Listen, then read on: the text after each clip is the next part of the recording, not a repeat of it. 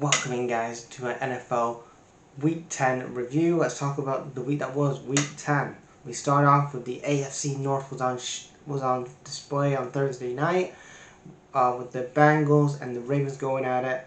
Lamar Jackson threw for 25 out of 33 throws, 290 yards, 4 passing touchdowns. Lamar had a really great game. Derrick Henry again.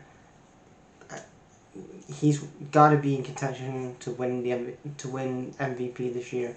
18 carries, 1 touchdown, and again, the game changer is going to be for the Ravens this year. It's going to be it's going to be Derrick Henry. He's going to be the game changer because again, we all know that the last couple of years the Ravens have got to the championship game or the division round and they've kind of knocked me out to get over the hump.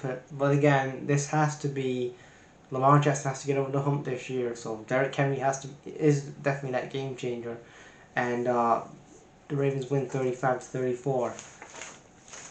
Then we have the early Sunday morning game, and I understand the NFL want to go and expand to other countries and want to go to different markets in the world, but they're like, what game do you want to see on these early Sunday early morning game? So yeah, let's put the Giants and Panthers on Sunday morning. Yay!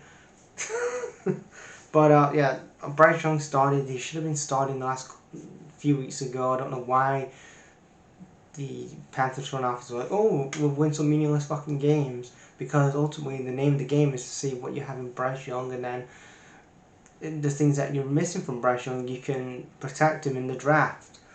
But the Panthers win 20-17. Then we had the 49ers on the road to the Buccaneers. 49ers lead it late with a field goal to make it 23-20.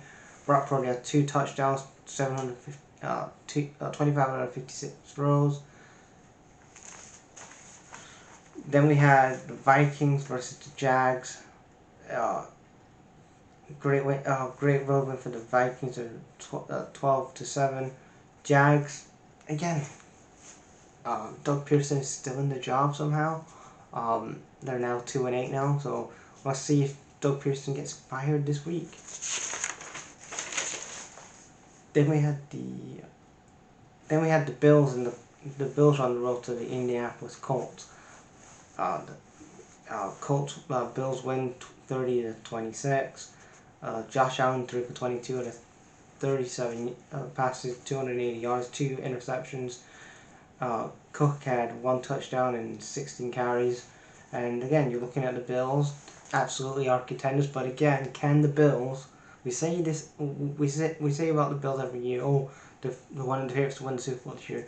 Can they get over the hump? Can Sean McDermott get this team over the hump? Can he actually get them to a Super Bowl? It's okay getting to a division round and getting knocked out by the Chiefs in the division round.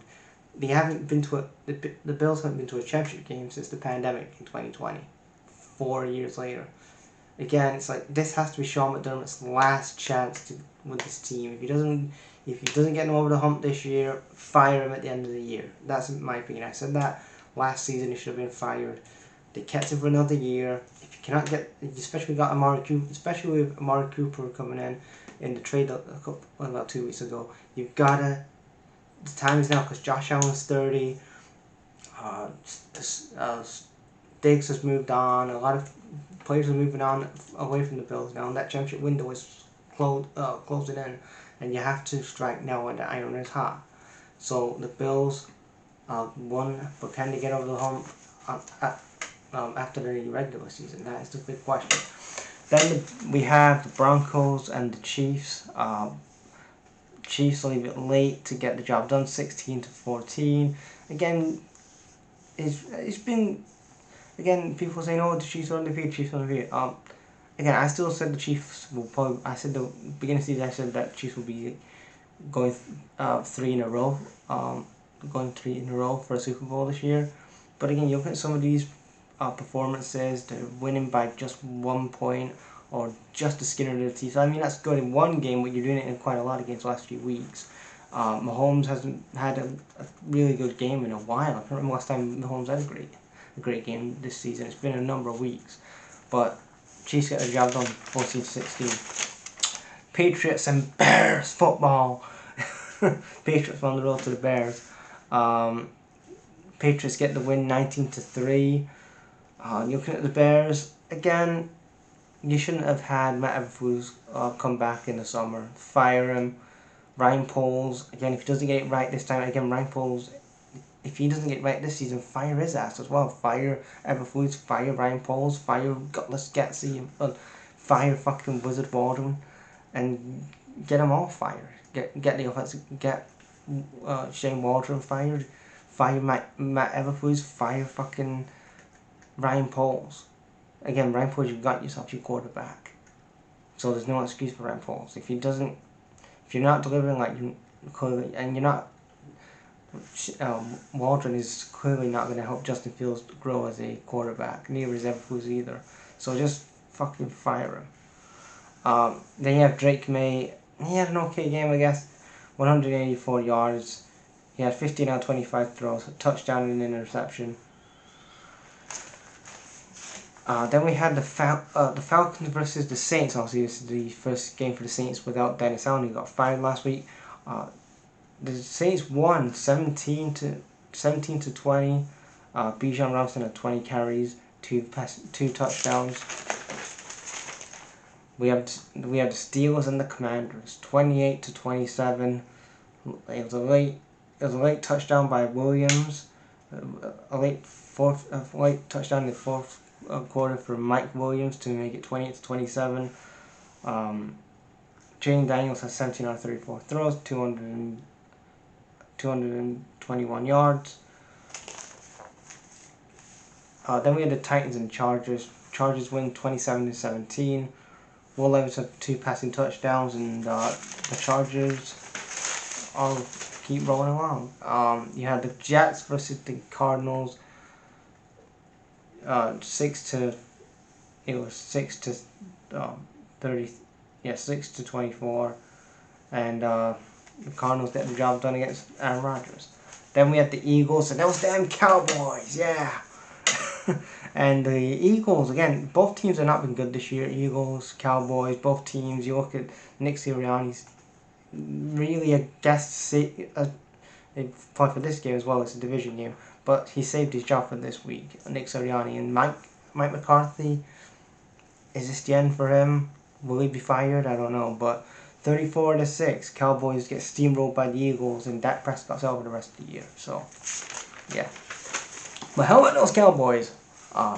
Then we had the Lions versus the Texans. It was a late Jake Bates field goal to get the Lions a big road win against the Texans, 26 to 23. So the Lions roll on now. They're 8-1. Dolphins, and then we had the Monday night game, last night's game.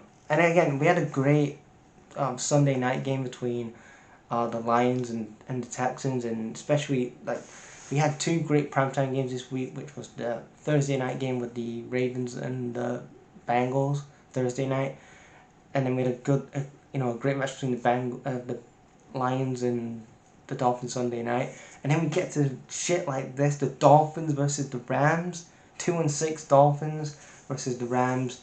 The Dolphins got the job done, 23 to 15. Again, you're looking at the Rams' defense is gettable this year. That is one thing they have to address, is they have to fix their secondary. They have to fix their secondary and their interior, because a lot of people, again, the running game is the best thing for the Rams, because again, that big loss of Aaron Donald has really cost them this year. But yeah, big winners this year. Big winners for this week. Bills are big winners. A big win for the Lions this week, especially going on the road to the Houston Texans, who again is up. The Lions are definitely up with contention this year with the Ravens and the Bills. The losers, I'm going to say losers this week for the Chiefs. I know they won, but ultimately it wasn't a convincing game. They won just by 2 points. That's going to catch up to them eventually. And again, start of the week, I'm going to say Derrick Henry will start of the week. 18 carries, 1 touchdown. Great game for him. So yeah, that's my week 10 review. Leave you guys thoughts in the comments.